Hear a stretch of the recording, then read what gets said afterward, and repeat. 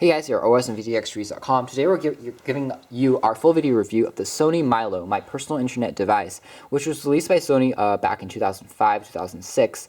And this product is interesting because it takes a lot of design cues and actually it sets the blueprints, and in many ways it's the grandfather and precursor device of the PSP Go with its slide-out design, and also of the Sony Xperia Play on Verizon Wireless. So a lot of different aspects that Sony toyed around with this device and decided to go with in future iterations of their products. This came out around the same time as the Sony PSP, maybe a little bit earlier, around the same age, I'd say. And it's interesting because in terms of design, it looks very similar. It has that same glossy black piano look and finish that Sony does a nice job of doing, and it makes the device look very professional, but it also comes in a white version, which is also very attractive. Now, your eyes might deceive you and say that the proportions of this thing is actually the same as in PSP, but that's when you'll be wrong. If you put your hands on here, especially if you have large hands, you can probably grasp the entire thing and make it disappear in your palms. And that's because the screen on this thing is only 2.5 inches diagonally, and so it's a lot smaller than anything you might find on a PSP or another gaming product. More interesting design aspects is that on the front it kind of looks like a slate form factor, but on the ends they have these alien-like UFO discs that protrude from the edges of the product, and this doubles up as other functions instead of just having a cool design, a futuristic look to it. Instead, it also helps you grip the device better in your hands, and it also acts as kind of like a night light. It's a glowing design of LEDs that are hidden underneath the transparent white circular discs. And for example, if I'm connected to Wi-Fi, it's going to pulse blue. If I'm connected, turning the device on, it's going to pulse green. If it's if I'm low on battery, it's going to pulse orange. So it has a lot of different colors that's going to change, and especially if you're in lower light conditions, like in clubs, maybe at night when you're using this product, it's going to come alive and be just a really cool design overall that we're excited about, and we think Sony did a great job of incorporating. Taking a look at some other hardware functions. On the front here we have a options key to take us into the menu options. We have a 5-way navigation toggle that's easy to press. We also have a back key. On the left hand side we have access to an information button, a microphone, also as a home key on the bottom. And on the right hand edge we also have a microphone for picking up our sound. Sliding the device up, we have a spring assisted hinge mechanism, which feels really good as you push the screen up and down on the device, and it doesn't feel like it's going to break very easily, which is a good thing. You'll reveal the full QWERTY keyboard on this device. So it makes typing messages, maybe for AOL or for Skype, or maybe even for the blank Word like documents that you can type on this device, or even inputting website addresses, a really easy task. You can see the QWERTY keyboard is for the most part a 4-row QWERTY keyboard. It has a 5th row that only really has 2 buttons. That's a symbol key and also a numeric key, so it doesn't really have a 5th row, but overall it's a very spacious and easy to press keyboard that's risen about the surface and tactile indeed when you press it. Our main complaint about the keyboard is that it's shifted left for some reason. It's because of the back key and the number keys, and the up, down, left, right keys are really large, and as a result, when you're typing on this thing, you're going to have to shift your right hand thumb really to the left in order to press the space key, which can get a little bit uncomfortable over time, but when you're using this device, you definitely get used to using your left hand a little bit more than your right hand, because the space key is more closer to your left hand thumb. It's just an interesting thing to take note of. If you're going to probably need some acclimation to get used to the keyboard on this thing. Below the Sony logo, we have access to a dedicated music control key, and this can help us play or pause music, also to skip tracks in our music player. Nothing on the side there. We can turn on the back, and we have a dedicated volume control keys, which help us turn the volume up and down in games and musics. We also have a hold key. We have a lanyard button, lanyard hole, and also a charger jack, which is actually a DC input of 6 volts. An interesting thing here is you don't actually have to use this proprietary slot in order to charge this device. You can actually use the mini USB port by connecting to a computer or to a wall socket to charge this thing. So it's interesting, you can charge this thing by 2 ways. Now, another feature we didn't really love was the fact that you needed a proprietary connection jack to help you and assist you in connecting to a 3.5mm headphone jack. It's not built right on in, which is disappointing considering the MYLO is basically a MP4 player with Wi-Fi capabilities, and the headphone jacks isn't proprietary. Another feature on here that we didn't really particularly love was the Memory Stick Pro Dual card slot. You can expand the memory of this thing by using this card slot and adding, functionalities like movies and, MP3 files and stuff like that. But because Sony is Sony, they're not going to give you an SD card slot. You have to use their proprietary connection, the same thing that's actually found on the Sony PSP. The circular edges of this thing also doubles as some other options and features. For example, on the left-hand edge of this thing, by sliding this thing to the right, you also can have the capability to turn Wi-Fi on and off. And on the bottom, sliding this thing to the right will also allow you to turn the device on and off. So it's a very interesting design decision that the manufacturer decided to put on there. So because this device is really aimed at teenagers and kids, you have the capability to communicate via free services that uses Wi-Fi. For example, talking to other people using AOL or using Google Talk, I can actually hold this like a cell phone and put my ear next to the speaker and put my mouth next to the microphone and talk to my friends and family without using a data service. And this is a pretty handy feature if you want to save costs. Let's take a look at the menu. It definitely takes a few cues from Sony's PSP series. On the home here, we have a What's Up, which basically is a tile-like interface that allows us to basically access our different services like AOL, Google Talk, Yahoo Messenger, and all of those different applications. And you can see that as far as Wi-Fi goes, the connection process is pretty easy to use. When you're going to access a web application, it's going to prompt you to connect to the web automatically. And once that's approached, you can see that the wireless option will turn green, and also the side will pulse blue, which indicates that you are connected to the internet. This is an especially cool feature, once again, in darker conditions. So now it's connecting to our wireless network here in the offices. Down below the main screen, you always have access to a battery indication icon, also a wireless indication icon, a connection icon, and also a time or a clock to keep you on track and in time management.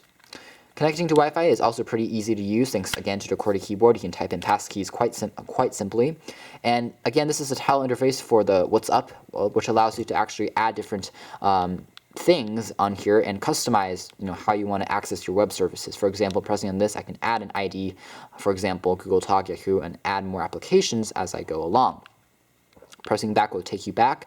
Pressing home will take you to the home menu again.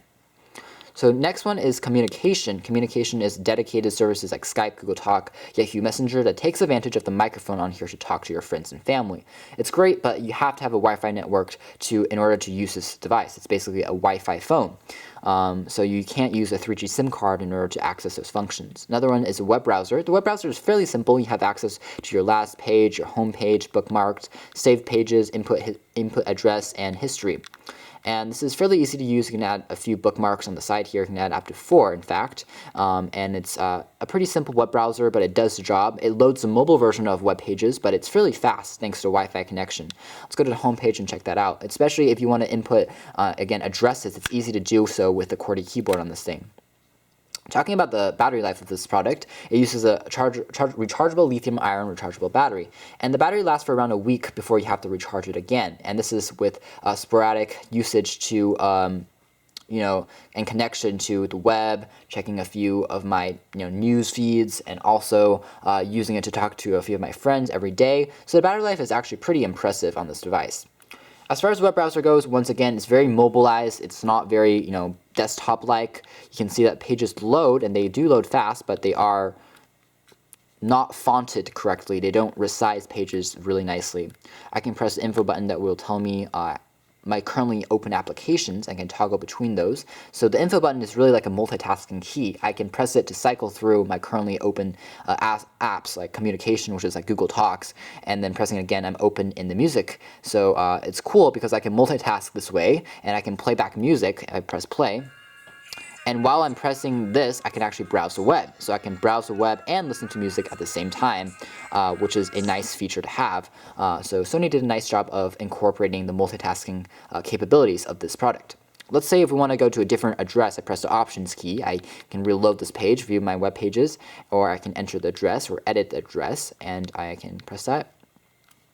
And slide out the QWERTY keyboard and press back, until I want to go to google.com. So let's press www.google.com, enter, OK, and that will load accordingly. So you can also see that the loading symbol on the side here is a little dot that rotates. It's orange accented, which matches the entire aesthetic of this product, so it's pretty easy and a nice touch by Sony. And you can see that web pages load also very fast. However, text is sometimes, again, overlaid because it's not optimized for this product. But pictures show up, just fine. So it tells you that this browser is fairly powerful. It's just that Sony didn't do a superb job of optimization. A nice thing here, though, is that you don't really have to scroll left and right. Sony has made sure that everything is basically a up and down operation. So it's very much easy to use. Just sometimes the text is not as simple to read as it might appear to be so. You might think so. So if we want to do a quick Google search, we can search Sony MYLO and press the search button. Again, over Wi-Fi, connection speeds are fairly fast, and we're done now. We can go back and see what searches we got. We got some stuff from Wikipedia that tells you about this product. We have stuff from Amazon. We have pictures. We have reviews from CNET, and all of these things are easy to access and fun to use occasionally. Let's press back and let's go home. So finally, we can go into the music player. Like I talked about, this is basically an MP4 player with Wi-Fi capabilities added on. So playing back music is an essential feature to this product, which you can access and add track information and add different artist information. The good thing here is all your tracks are listed alphabetically. You can organize them quite well, and you can scroll through the list very simply. The music interface is very basic, and there's nothing to write home about. However, I will say that as far as quality goes, the sound quality is very good. The speakers are very loud, and they're very authentic to the original sounds of the pieces that you're listening to. However, they lack a lot of detail that you might expect, so putting in a pair of headphones is really going to be something that's going to benefit you in the long run. And if you had cover art, which I don't for the song, it's going to be displayed on the left. You also have the track information, the length of the track. You have access to the artist, to the album. You can play and pause the music, and some more basic information. Of course, I can also control this stuff on the bottom by pressing play again. I can play back the music. Pressing the hold key while I'm in the music player will allow me to not accidentally press anything. Because I am hold mode, putting this in my pants or in my purse will allow me to not accidentally press anything when I'm listening to music. So it's a nice feature that's included here. Volume can also be adjusted here, pressing it louder and softer as well. So overall, it works pretty nicely. Again, pressing info there will cycle me through my different applications so I can go home and still access my features that I'm currently using. The photo viewer is fairly basic. It takes advantage of the screen, which is pretty bright and vibrant. However, under direct sunlight, you can tell that the screen kind of glares, and as a result, it gets a lot dimmer from different extreme angles. That said, the screen is fairly impressive for something of this age and something of this caliber. So overall, we're impressed with that.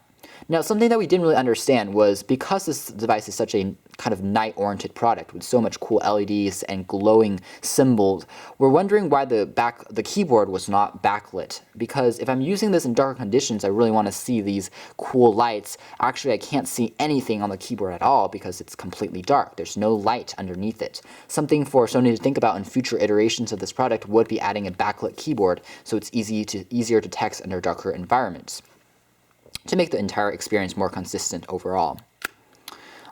Video playback is fairly decent. The processor on here, again, isn't the fastest, but for most video files, like MP4 video files, playback without a hitch, and if you play back movies, it's a pretty enjoyable experience as well. We wish there was a kickstand, but you can set it on a tabletop quite easily, and it does the job nicely.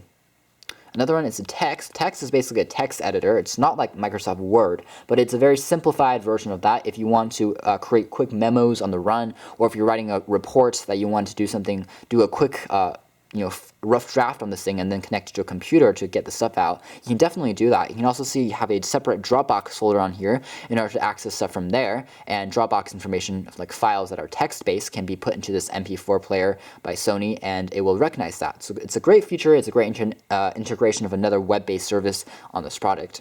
So you can see that I have some memos on here. I can create a new memo, and I can save it to my, again, Memory Stick Pro Dual card, or just start typing away. Like, this is a test. Is a test. I misspelled that, so let's spread it again. EST of this device. And you can see that it's a fairly good keyboard. Sometimes you make the occasional mistakes. It's, again, designed a little bit more for kids and teens, so that it's on the smaller side. But again, it's a very powerful tool. It's a very intriguing tool. Even if you are adults, you might want to check something like this out, because it's a cool little convergence product if you want to get into the smartphone industry, but you want to test something out that's similar first. This might be a good option. You can save this or discard it accordingly and check out the size of this thing before you do it. And again, pressing the info button will multitask for you, so if I want to listen to music while I'm doing my work, I can press on that, and then I can start typing away while I am listening to music. Let's go back. Don't save this file. And go home. And the last one is Tools. Tools is basically your menu system that allows you to go into settings and select the adjustments of the screen brightness, your web settings for cookies and histories that you want to solve, general settings for the device, Wi-Fi settings, USB modes, wallpapers. You can go in here and adjust that if you want to. You can see that we have a lot of different pretty wallpapers on here. If for some reason I don't like the current wallpaper, I can adjust it to orange really easily. And there you go, it's now orange. Sony does a nice job again with aesthetics and the artistic side of all of their products, so this is something that's not an exception in here. And yeah, you can also format it and reset all the settings. So let's go back. And also in Tools, we basically have some system information, hotspot information, and that's pretty much everything that you really need to know about this product. Overall, the Sony MYLO is really aimed again at the younger audience, because the services that are offered here are not services that we haven't seen before on smartphones. In fact, if you do have an Android smartphone, you don't really have many reasons to purchase something like this, because you already have all of those options built into your smartphone device. But I will say that if you are looking for something like this for your kids or younger kids, this might be a good option, because it is cheap. When it was first released, again, this was made in Japan, so a lot of stuff is now made in China. This was actually quite expensive, because it's kind of antique now. It's been 5 years. It's still very relevant in many aspects, but you can now pick this up for around $50, so it's quite inexpensive. So if you're looking for something like this for kids, you're looking for something that can back up your information, you just want to access some Wi-Fi calling functions that allow you to talk to people using Wi-Fi, create some few messages, browse the web occasionally with a great keyboard and a great MP3 player. This might be the device for you. But if you are looking for something that's top of the line and revolutionary, the Sony MYLO, of course, is going to be outdated and outperformed by many other devices and PDAs of its caliber and similar class. So thanks for watching this video overview here at osmptxreviews.com. This has been a first look at the Sony MYLO.